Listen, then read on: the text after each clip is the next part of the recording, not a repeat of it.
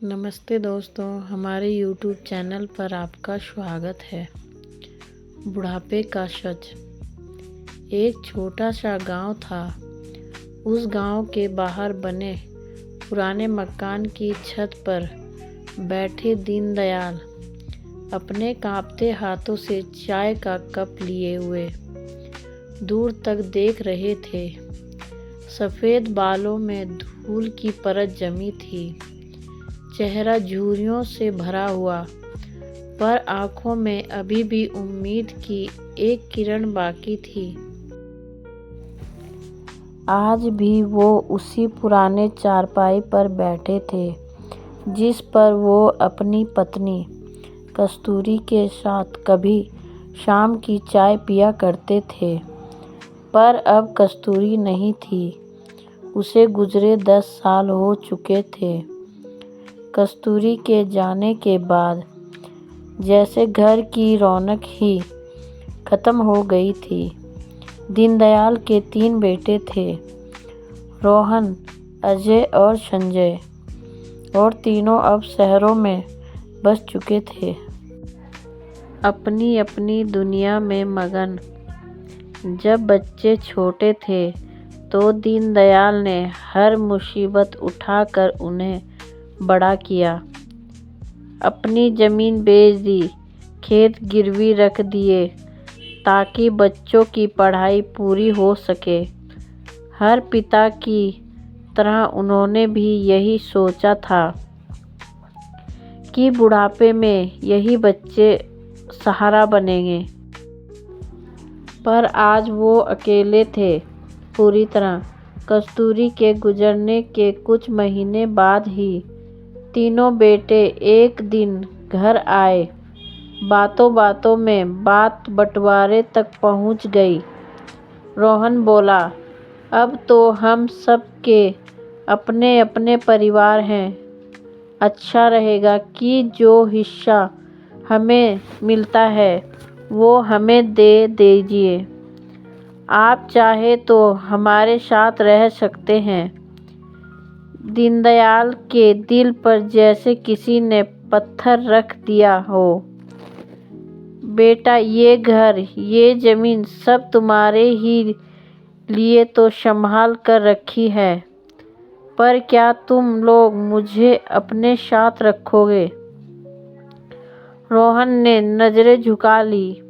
अजय बोला, बाबा, शहर में जगह की बहुत तंगी है, लेकिन आप चाहें तो कुछ दिन हमारे साथ रह सकते हैं। फिर बाकी भाइयों के पास संजय चुप रहा। उसने बस इतना कहा, बाबा, जो आपको ठीक लगे कर दीजिए। आखिरकार बंटवारा हो गया।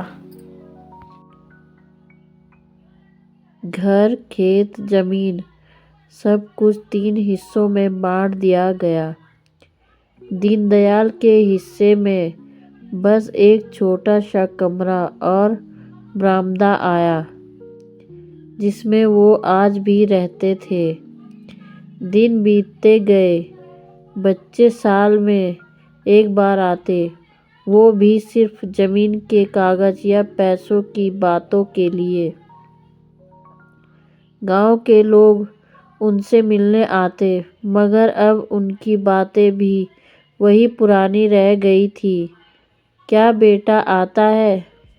खाना बनाते हो या मंगवाते हो? हर सवाल एक जख्म बन जाता। दीनदयाल मुस्कुराते और कहते, हाँ बच्चे ठीक हैं, बस काम में व्यस्त रहते हैं। रात को जब हवा चलती तो वो कस्तूरी की यादों में खो जाते और कहते, कस्तूरी, देखो ना, जिन बच्चों को तुमने अपनी ममता से पाला वही अब पराए हो गए हैं। शायद यही बुढ़ापे का सच है। एक दिन गांव में एक नई महिला आई, शारदा देवी। वो विधवा थी और सरकारी स्कूल में सफाई का काम करती थी। दीनदयाल से उनकी मुलाकात मंदिर में हुई। शारदा देवी ने देखा कि दीनदयाल पूजा करने के बाद खुद ही दिया बुझा रहे थे, फिर मंदिर के फर्श पर बैठे थे।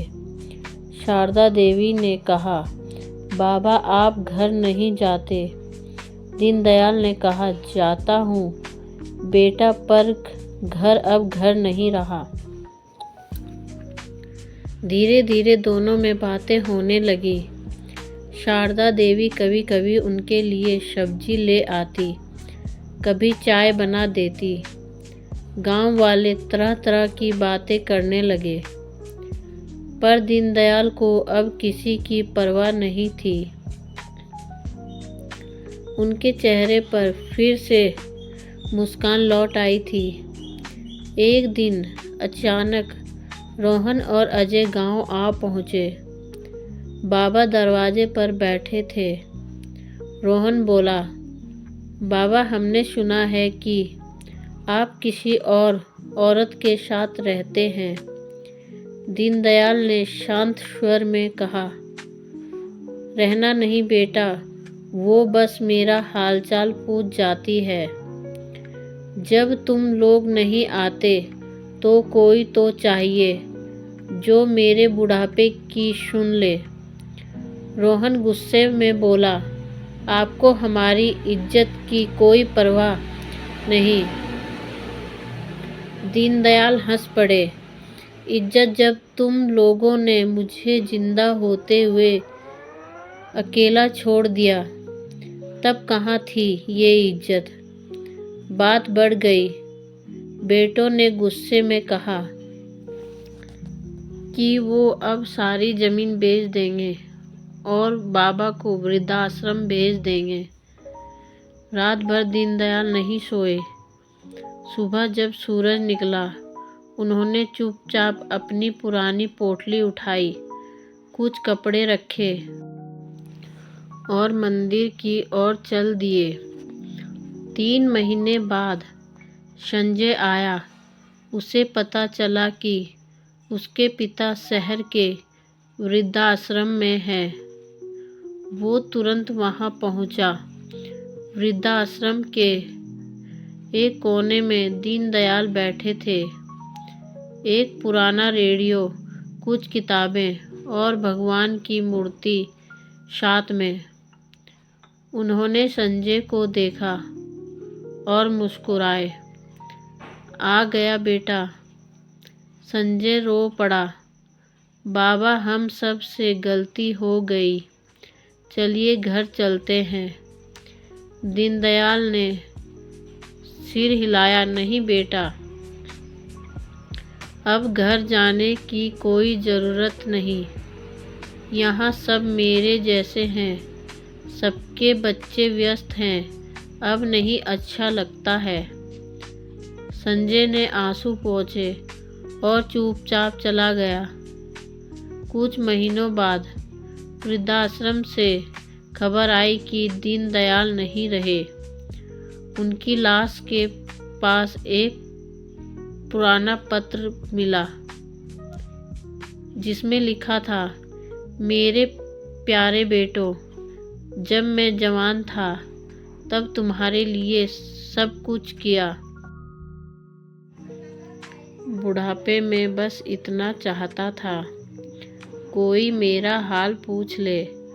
अब समझ आया कि बुढ़ापा बीमारी नहीं, अकेलापन है। जो इसे समझ लेता है वही सच्चा इंसान है। तुम्हारा बाबा। पत्र के नीचे कस्तूरी की पुरानी तस्वीर रखी थी। गांव में आज भी लोग कहते हैं, दीनदयाल चले गए, पर उनका सच आज भी जिंदा है। हर घर में कोई ना कोई दीनदयाल है, जो अपने बच्चों के लौटने की राह देख रहा है। और यही है बुढ़ापे का सच।